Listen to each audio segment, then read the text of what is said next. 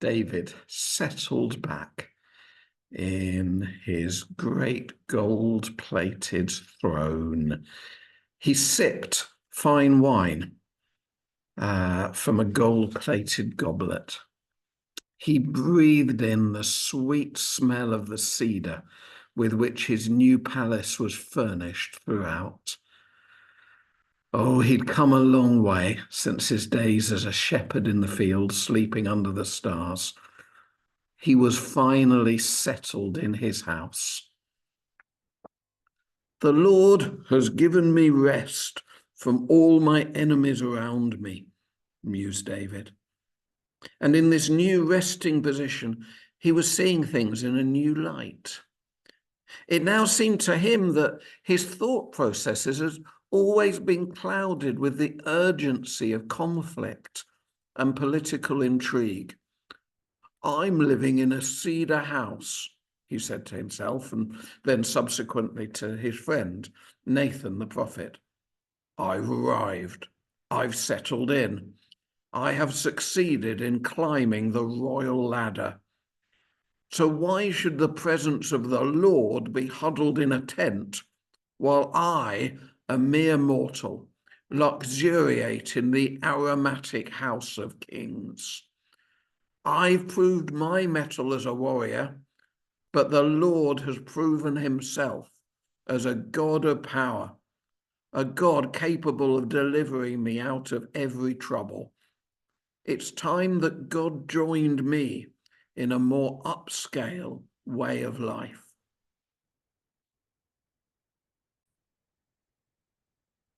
Well, if you're a religious professional and a member of the royal family offers to fund a new building project, you usually don't say no. So Nathan was enthusiastic, and they agreed that they would start the building process for a house of God. But then Nathan didn't get much sleep last night. So this morning, he's back at the palace for a breakfast meeting, and he's feeling rather uncomfortable. The thing is, he says, Your Majesty, I've got good news and bad news. The bad news is that God doesn't want a house. Nathan gulped. God says, are you the one to build me a house to live in? Did I ever speak a word with any of the tribal leaders of Israel saying, why have you not built me a house of cedar? David is puzzled. So, God likes being in a tent? God likes camping? Nathan, no one likes camping. Well, Nathan thought he might as well go the whole way since he's got this far. He takes a deep breath. Well, Your Majesty, God likes being mobile, I think. He's that kind of God. You may be ready to settle down, but God isn't. He's glad you're at rest. He really is. It's him who's given you rest. But he's a God who disturbs the comfortable as well as comforting the disturbed. And also, he does like to be the one taking the initiative. He likes to be the subject of all the sentences. And here's the good news. Your Majesty, God doesn't want you to build him a house. He wants to build a house for you. Oh, I know what you're going to say, sir. You've got a house. But I think God is being metaphorical for you, you being a poet and everything. I think God is using house to mean dynasty. God says, I don't want you to get fixated on buildings, David. I will build the house of David, a family line that will rule on your throne forever. From your house will come a son of David who will establish peace in all the world. So It all turned out all right in the end, although Nathan must have been quite fearful delivering the message. David didn't build God a physical house. God did build David a spiritual house. And the metaphors stay live. God often seems to say things like, I will build my church, and I am building a temple of praise, and rebuild my church, which is in ruins.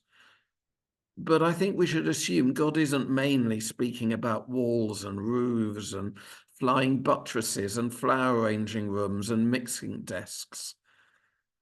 God is mostly speaking about a people whom God loves.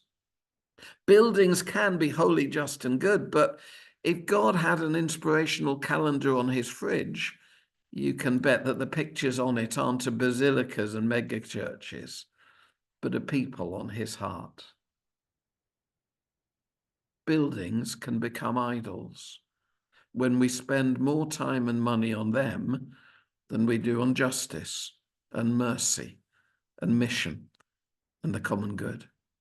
Or when we're more attached to our particular parish church building than we are to our brothers and sisters in God's family.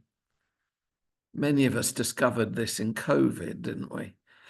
I know people who used to refuse to come to any church but their own when there were joint services or whatever.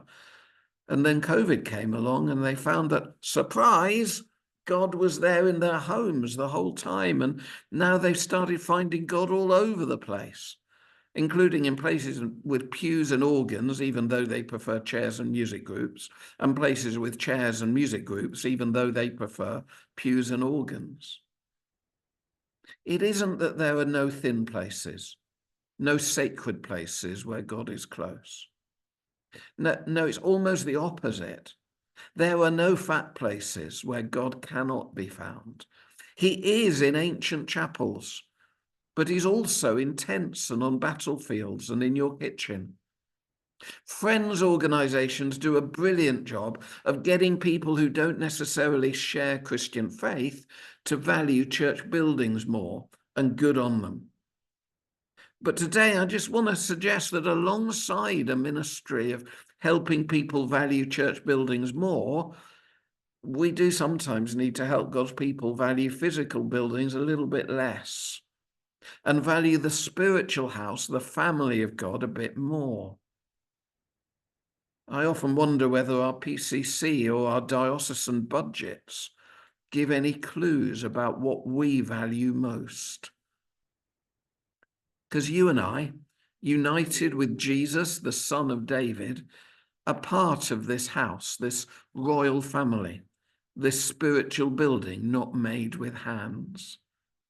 God is unpredictably mobile, but he's predictably loving, whoever you are, wherever you are. God makes us lie down in green pastures. He restores our soul, as David said in his most famous poem. God doesn't want us to build a banqueting hall and invite him as our guest. No, he wants us to be his guest in his house. He prepares a table for us in the presence of those who trouble us. In ancient culture, when someone was a guest, you would fill their cup as a sign that they were welcome. God doesn't just promise to fill our cups. He promises to pour such a torrent of good things into them that our cups overflow and run over.